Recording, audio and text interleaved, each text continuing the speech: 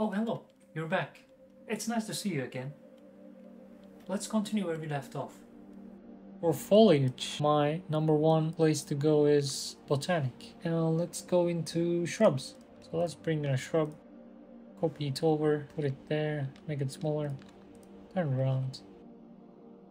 What this add-on also allows us to do is change the brightness and hue. So let's try that. So that's... wait, let's make it spring. Winter, yes, so it's more dead. But wait, is that snow on top? Is it frosted? Awesome.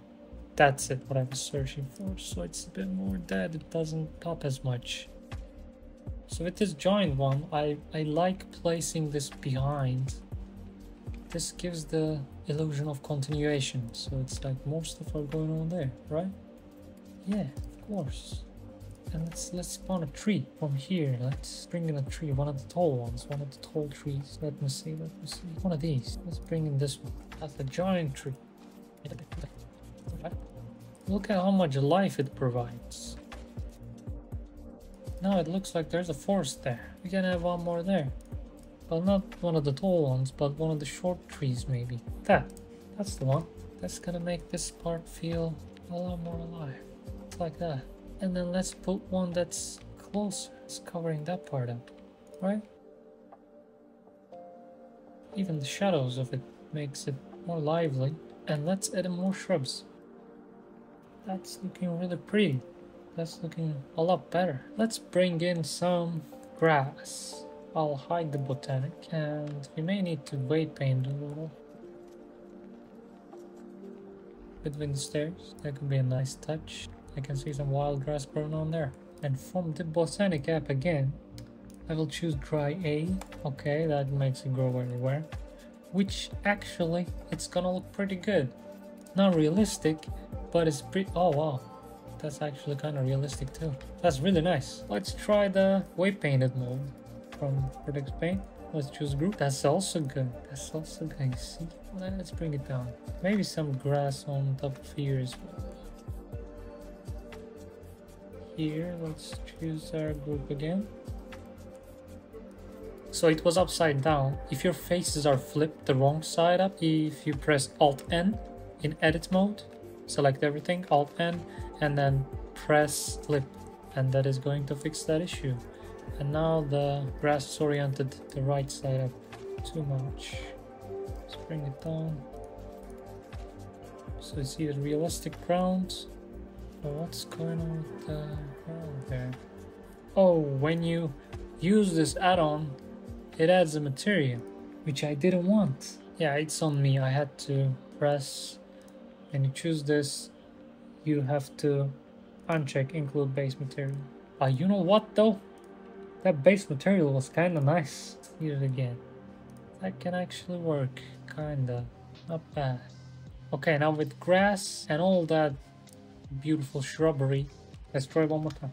So here I was in the zone and I didn't speak at all, so I'll do a voiceover now. But there was this really nice tree on the street. I got a Lidar Scan of it with Polycam. I keyframe the camera and then add some noise to the rotation, make the scale really big, bring the strength down, so the camera has a floaty feeling. And then I go back to these stairs, I bring them down like as if they're really old stairs that people used to walk on it. That's what happens with stairs when people walk on them for a long time, they bend. And then I noticed that we can see the edges of this asset, so I just bend them back so we don't see it. Back to me speaking. So my plan is to add more life to it in the form of a flag, cloud simulation. So that will mean wind, and the flag will be blowing in the wind, but the foliage also needs to be blowing in the wind. Botaniq comes with an animation option here, but it really lags the viewport. So I usually do it at the end or not do it at all, and I'll show the alternative technique. So I go Shift S, cursor to selected, and I'll add an empty here. And then I choose the foliage that I want to add wind to, and I choose simple deform. From there I choose bend, make it like 10 maybe, let's try. And then the origin is the empty we just added. If we grab the empty and rotate it, it's gonna give us this motion. Now it's too much, let's bring it down to 5. Try this. It looks like it's blowing in the wind. And one other thing we can do is, if we want to make it even more, I'll duplicate this empty, bring it up a little, and from the material I'll choose the leaves, and then to the leaves I'm going to add, oh, it actually comes with all the vertex groups. I'll make another one. Leaves. And now I'm going to add another simple deform. You can duplicate this. And then choose the second empty. In restrictions, if you choose leaves, and let's exaggerate it so it's more visible, like 50. That's just going to move the leaves. Of course, it is too much. I'd do like 3 maybe. So let's try to keyframe it. I'll put in a location rotation, go to the end, rotate it a bit, and then insert a keyframe. We don't actually need the location, just rotation. And then I'll choose all the keyframes, press A and then Shift E, and linear extrapolation. So now it's too much to bring this keyframe further away. So that's gonna slow it down. So as you can see, that adds more life. So I did linear extrapolation because if I wanted to make it faster, let's see here, linear extrapolation, and I bring this keyframe closer, if I haven't done linear extrapolation, that's where it would end. But since I did it, now it's gonna keep going, doing the same movement. But I ended up making it slower. So that's good for now. For others, I might use the built-in animation tools here. But first, let's make the flag. I'll do a cylinder, bring it down maybe 20. I want the wind to blow to the right. I'll add in an edge loop. Go there. Bring it down from there a little. And I'll choose one of these edges. Extrude it out. And I'll separate this. Let's work on the materials. Let's isolate them. So I ripped it in edit mode, deleted some of the faces like that, and then baked it like 10 times or like 15 times, 20 maybe. I don't know, it was a lot of baking to get the movement where I like it. Let's try the animation tools for this tree. I'll go ahead animation. And you can see the frame drop right now. That it's just one tree, but we lost half of the frames. Maybe I'll take it back. Splices. I'll disable the particles, and that's gonna give us more frames.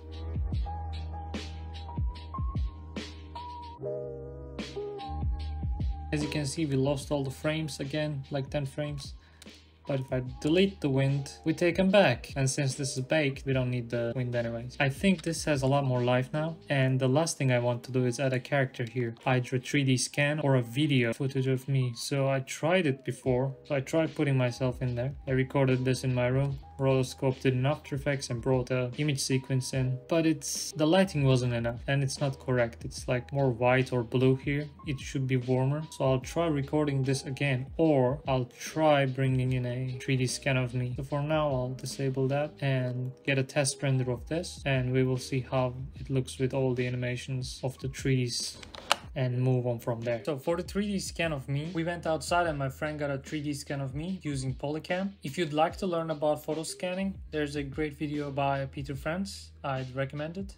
And I was in the pose that I wanted to be in the render. I find that's the best way to get the 3D scan, because we did one that was in T-pose, but I didn't use it because when you pose the T-pose into other poses, it doesn't look as realistic. But if you're in that pose, that looks much more realistic because of all the wrinkling of the clothes and everything. Then I bring that into Blender, clean it up. Then I rigged it really simply. And I also changed the composition. I realized that the character is not that visible with the background there. So I placed it onto the left where the background is further away. So there's more separation and more depth behind the character. So the character is more visible.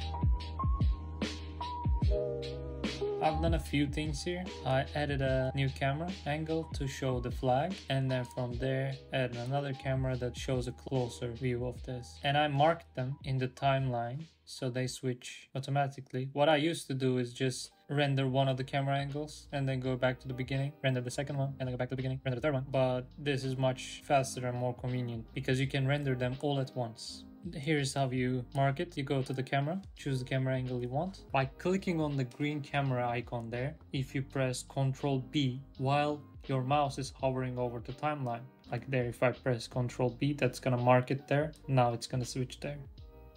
And that's how you can put more camera angles. I've also added some flags to block off the light. So this is a plane. In the object properties, I uncheck camera there, so it is not visible, but they're blocking the light. There are two of them. There's one more in the back there. So I'll show this is without. We get too much light there and I didn't like it. I wanted to shape the light a bit more. So I put in two flags to block off the light there. So we only have a slit of light right there. All right. So my thinking now is, since we have this close up right now, that we can see the hands are not that good. Maybe I won't use this close-up, but I was thinking switching out my forearms from human generator add-on there. It makes it more peaceful, I think, if we have this angle, but the realism kind of breaks there, and I think the first angle is pretty good, but when we got into close-up, so I don't know, I'll figure it out. For now, I want to change this rock to look more like this. Maybe I can swap these two rocks, but I like the graffiti on this, but I don't like the graffiti on this.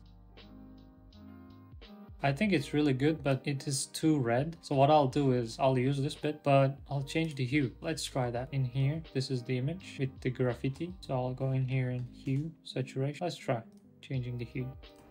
If we can get blue, there we go. Let's bring down the saturation so it's not distracting. We can actually see the forearms in this angle too. Maybe first I can try to sculpt this bit and then change the forearms, because I think adding hands there would help a lot. Now that I had this top, I gotta try. Okay, so I copy this with Shift D. The most important thing with the texture paint is once you're done, you gotta go into image and you're gonna see that asterisk there. You gotta click and save. So this new modified image is saved. If you don't save it and you exit out, all of the texture paint you did is going to be gone. So Polycam did a pretty good job, but not with the face. It could be that my friend was going around too fast. The face isn't all that good, but we don't see it, so it's okay. But we see the hands though. My solution for that is human generator. Get a human there, and as you can see from my muscular forearms and giant hands, we're gonna need a muscular model here. So since I'm 2 meters tall in real life, this guy is also gonna be 2 meters, so the proportions match. No, I'm kidding, I'm not 2 meters. Okay, this should be enough. We're just gonna take the hands anyway. And also about the backup, I think I'm gonna back up this one because we did some sculpting on it. I'll name it backup. First, let's get the forearms and the hands. Control I to invert the selection and I'll delete it. I'll mark the location and rotation and then turn it around so it is looking straight on. Delete my hands. Now let's try to position these arms there. How does that look? It looks like I don't have any arms.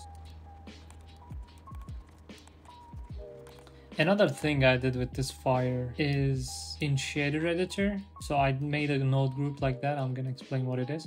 But this node group is required because these scans were made with mushroom, so they have more than one material, and I had to copy the node group over to all of them, so I have control over them. So this is what we have inside. It's a emission. The factor is the texture itself.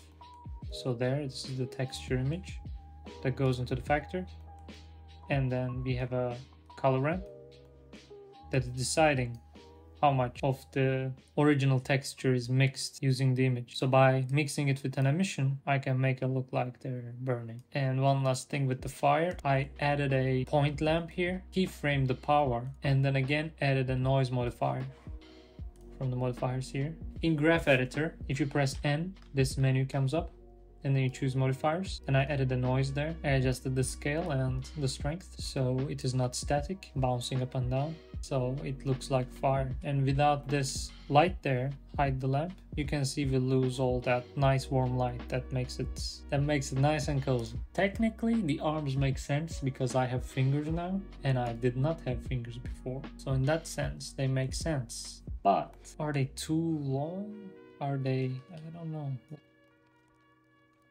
So what I have, and these arms are missing, is arm hair. So let's try adding some arm hair. Definitely not 4 meters, 0.1 maybe. Let's see. That looks like a nightmare. I do not know why they are triangles. Oh, they're not triangles. They're They're like hair, but they're too... Also we have wind, so that's probably hair shape, strand shape. Tip 0, diameter. There we go. There we go. Okay, let's make them short. And diameter root, let's bring it all the way down. That's looking like arm hair to me. Hopefully at the end it is going to be looking natural and it's gonna make everything more realistic. From field weights, let's turn on wind. That's better. Let's weight paint this. The arm hair is mainly just there, and then realistically it's kinda continued on there. I have no idea how this is going to turn out. Can we see the other arm? Barely, but could be worth it to just give it some hair there. Let's go into the hair properties, go down to vertex groups, choose right arm. The most important bit, particle edit. We're gonna comb the arm hair. Okay, that looks like a natural flow of arm hair there. Yeah, let me check my reference. This side is like rolling down, like that. And this side is actually going that way, like that. So this is not that long, so let's just cut it down. With hair, you know, we have to try. We have to try. Like the children. That's looking... Let's try this. Okay, let's try. Like, does that look natural? I think. But, you know, it adds a... It's not even visible from this far. But I think it adds that fine touch of realism, the missing link. It is worth going the extra mile. In about 6K, you can kinda see the arm hair added a lot. So anytime I animate a human, I turn the keyframes into Bezier. For human generator, I made a pose library that I've taken some hand poses and some other poses and some magician poses. So by clicking these, I can quickly make these magic signs. Instead of clicking, if I scrub my mouse on it, I can go into that pose like a little bit. So I'll just do it like that. And then add in a keyframe there. I'll bring that keyframe up and make it Bezier. Bezier. Okay, yeah, do that. Let's copy this over again like that. And then we can animate the hand a bit more. Let's add on a keyframe there. Go a bit further. Maybe the hand comes up. Make it Bezier. Finally, what I have on my mind is, let's see if the hands look okay. Could be a bit too floaty and too much motion maybe. Choose the hands, bring these keyframes out a little. Again, here it's too floaty, so I'll bring that up there. So it's much slower. Yeah, I think that works. Let's just disable the arm hair so it's not bugging down the viewport. Instead, I'll bring back these hair systems here. These are really good, but we lack some variety. I'll go into polygoniq add again. Under scatter, I will add a European meta, one of these, maybe like with leaves. I'll try this one to see what this looks like. It's a bit too much, of course, because our area is quite small. Let's bring these down. I really like that variety there. I think the grass is too green there, in contrast of everything else. If you see these plants, these are really nice, but this is too green. So let's try to bring those down. Let's convert to editable. Fresh saturation. Let's bring that down. Oh no, they're too dead. Oh, okay, here it is. Look, they were too green there, and now they're looking better, I think. Grass, European meadow. I'll go in here, add in another one, choose this. Now we have the green grass there. And for this, maybe we can make another weight paint that encompasses other areas. We definitely don't want any near fire. Pick the vertex group we just made. Let's separate this so we can adjust the number independently from the other one. I think that is working better. Foreground one, I'll try to bring the scale down a little. I'm going to test render this and we will see what it looks like. This could be the final. I'm actually thinking about adding some birds from Ian Hubert's Patreon assets in the back, so we have more depth, again, more life, and that could be the final touch. Final touch is in After Effects. You can see there are 2 layers here. I finished the render, but I noticed the error here with the photo scan. Here's what I did. I rendered out this section like this by using Ctrl B. I only rendered the problematic area, and I put it on top to hide that mistake. I often do that and name them patch if I notice a small mistake, so I don't have to render everything over again. Let's do the final color. I'll add an adjustment layer there. I'll give it some saturation, duplicate this adjustment layer, and I'm going to use film convert, and this is what I usually use.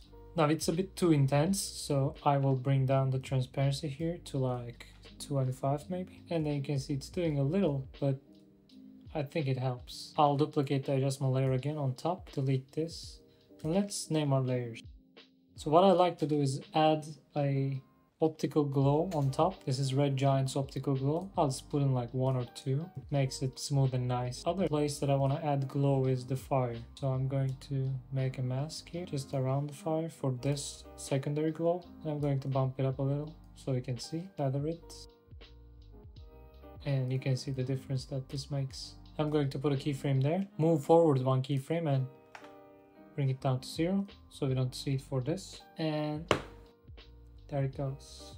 When I import my PNG sequence, I right click and go to interpret footage, main, and make it 24 frames. I'll do the same thing for patch. So I retraced my steps, put in another lumetri there, going to creative. I have some teal and orange LUTs here, so I'll go with this, but I'll bring it down here under intensity. We can bring it down to 15 maybe, and then let's see what that does. Maybe 25, and I'll actually drop this below the first lumetri, and the second lumetri I'll put in some contrast, adjust this to be like -3 maybe. I think black and white, this would look the most convincing, most realistic I think, but I like the colors a lot, so. And let's see a before and after. Why intentionally put film grain on top? It is because it adds texture to everything. When it is ugly digital noise, it's ugly, but when it's film noise like this and you add it on top of your super clean renders, it adds texture everywhere, which is nice. And you can see that arm hair is adding a lot there. Okay, one last thing. I'm going to add a black solid there. Double click on the mask. I'll make it subtract, feather it, and then I want to focus it on our main subject there.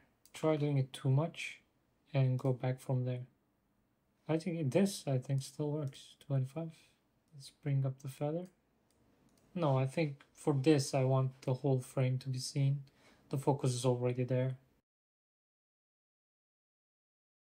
And I think that's our final adjustments. We'll render this color corrected version. It's a bit too green, that's what I noticed. So I'm going to put another one here. Final adjustment. Use a lumetri color.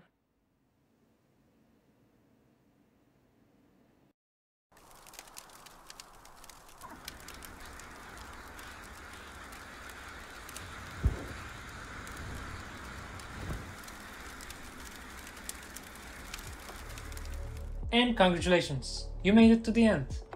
And if you skipped around to this bit, that's okay too. I hope you enjoyed the journey. I hope you learned a few things along the way, and above all, you rendered and chilled. Now, after I completed this render, I shared it on my socials and on Twitter. So Render himself wrote, "Nice work." And that really meant a lot to me because I already follow Corridor Digital. I like these guys. I like what they make. They do VFX artists react too. So having Ren react to my render, it's just so nice. And my Twitter videos usually get about like 50 views maybe tops. But because of Ren's comment, that video got 10,000 views. So a comment can mean a lot.